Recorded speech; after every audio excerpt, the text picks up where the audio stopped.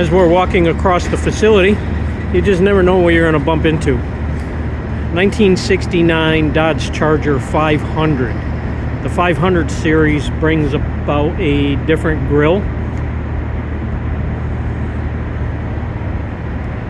The rest of the car is basically the same. This car happens to be a Hemi car. It's got a New York registration sticker in the windshield, but it says it's from Canton, Michigan. And I'm looking at a 4-speed shifter. It's a 69 Dodge Charger 500 with a Hemi.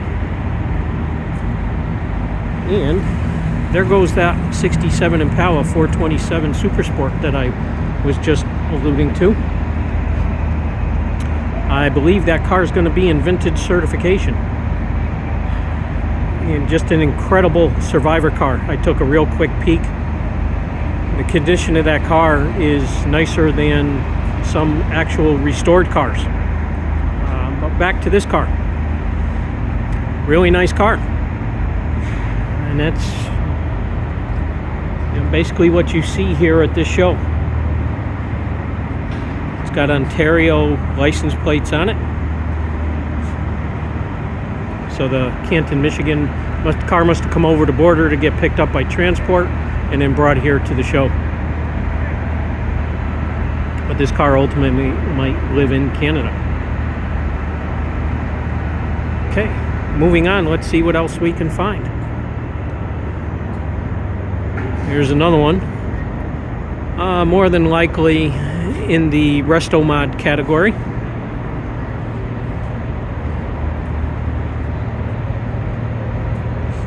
Lowered all the way around. Hidden headlight car. Take a good look at the grille and take a guess of the model year. That grille is a dead giveaway.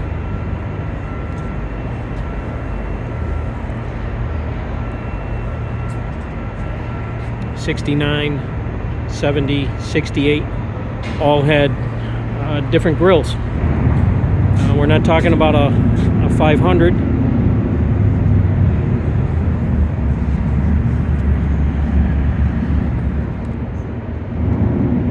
Looks like it's a 6-speed. All aftermarket gauges in the dash from Autometer. A little squared off steering wheel. Custom console. I see 4 switches, more than likely for power windows. It's got cup holders in the console. Big diameter wheels, 4-wheel disc brakes, wheelwood brakes, rotors drilled, slotted.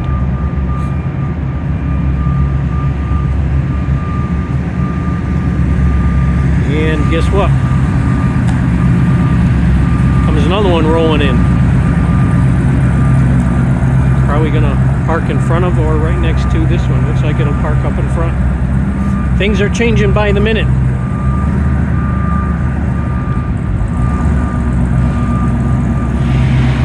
Big wide tire in the back of this car. Very, very nicely done. Take a few steps. And what do you see? But another one. This car sounds really nice. Another big tire car, big diameter. We'll let them get situated.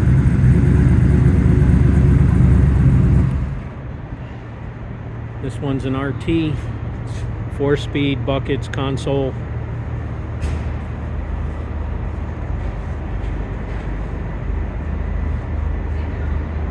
And you can see that this one has a different grille in the front. So let's guess the model year of this car. Again, for 68, 9, and 70, the grills were all different.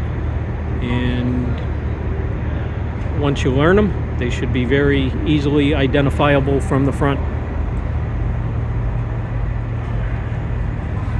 Here's another striking car. So it's an area of Chargers and Challengers. This one's a Hemi car. See the call outs there on the hood.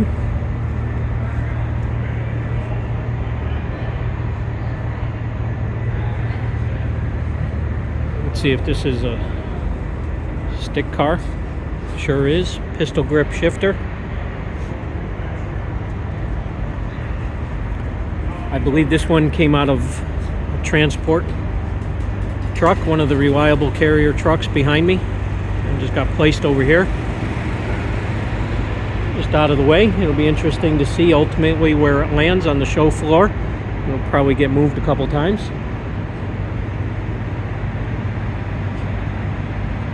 This Charger RT has a Hames restoration tag on the back. Again, looks like a very nice car. There goes that Fuelie 63 split window. I can hear the solid lifters clicking from here.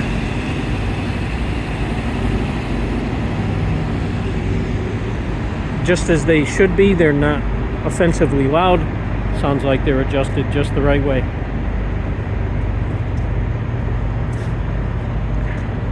Here's another big diameter wheel, drilled slotted rotors, Wilwood brakes.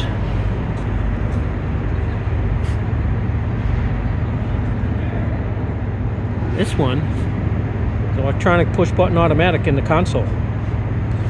I see a series of buttons here, just like on a modern car. So another in the resto mod category.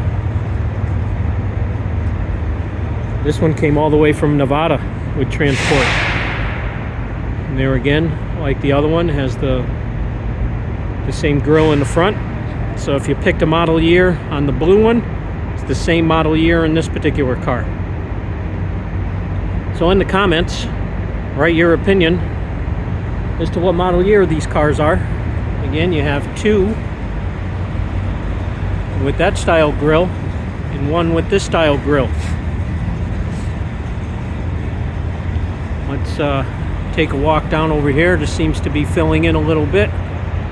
Might have seen a couple more wing cars roll in down into this section. I see a Yenko 69 Camaro in front of me. Again, without my glasses, but I can see well enough to make that determination. I've seen enough of these. Should be able to identify one of these with one eye tied behind my back.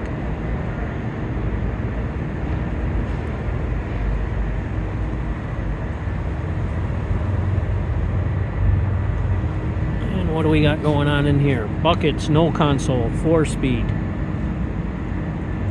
Tack up off the dash.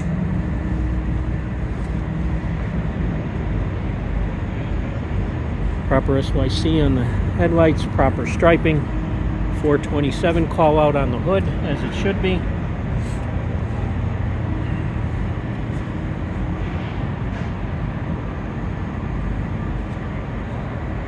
Straight, great depth and gloss.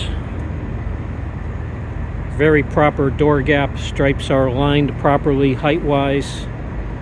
You're a little bit off on the quarter panel over here. Quarter's a little high. But the door gap is absolutely spot on there. Let's take a quick peek at the hood.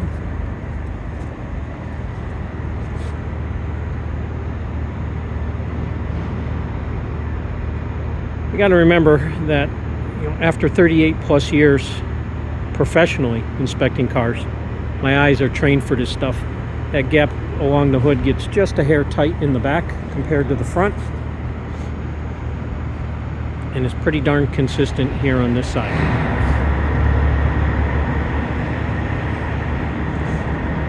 Straight across the header. Header in the hood. As far as the center line, the hood's off by a millimeter, maybe a millimeter and a half. Crazy critical, but that's what I do for a living, and I tell it like it is. Stripes are spot on. The door gap is very even top to bottom. A lot of cars, especially with aftermarket fenders, door to fender gap up top here is not the greatest, and the fender gap to the bottom windshield reveal molding here is not the greatest. But this car, very nice. Quarter panel of the door is a little high on this side as well, just like the other side. You see roof drip moldings here, and moldings in the scallops and the quarters. That was part of a trim package. If you look at a 69 Z28, they were X77 or X33 cars. The X77 car did not have that trim package, whereas the X33 did. But overall, this is a great car. While we're looking at body lines, let's take a quick look at the trunk. Trunk is consistent front to back and left to right. It might be a millimeter wider on the left side than the right.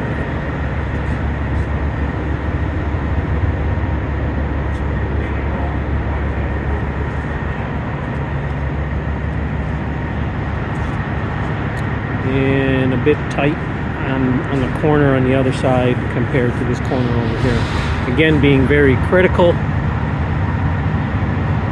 PPG Herculite glass in the back, which is a replacement. Not able to see a bug on the windshield here. Sorry, the quarter glass on this side to tell you whether it is LOF or not. And there's nothing on the windshield over here. I do see the black urethane down the bottom. The windshield's obviously a replacement. Moving on, 1969 Dodge Daytona. Again, as I previously mentioned, Daytonas were 1 year only for 1969. Another one of the multiple wing cars. Another Hemi car, according to the license plate. You can see that these were Charger Daytonas, whereas the 70 cars were Plymouth Roadrunner Superbirds.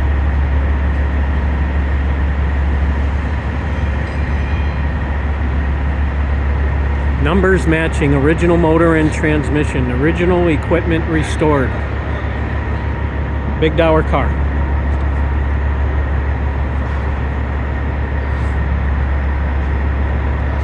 '70 GTO Judge. Who can guess the color of this? We had that as a prior question on one of our previous videos. And a lot of people might look at this car and say, boy, that looks yellow. But then compare that with the name of the color. It'll make you scratch your head. And there's another color that's in that same category. The name of the color versus what you see makes you scratch your head a little bit.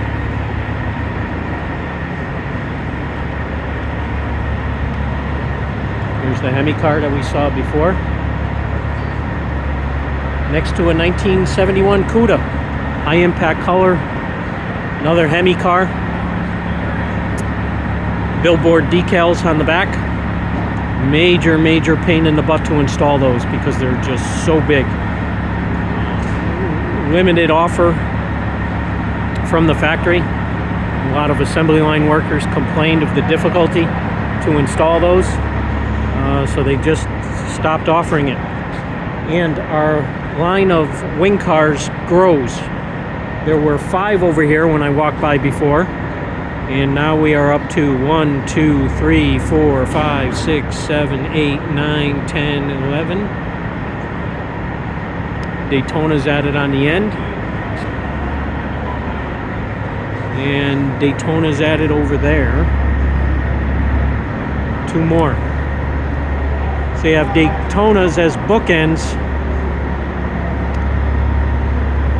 sandwiching in the 1970 versions from Plymouth. We looked at these previously. Plymouth. And then you get back to the 69 Daytonas. Looks like the row might end there, but they got some more room down over here.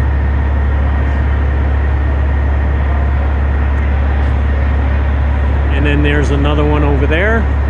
And then you had that one over there.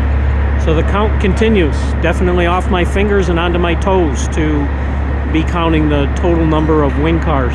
And don't forget the blue 680-mile one down the other end. Great showing of wing cars. More to come.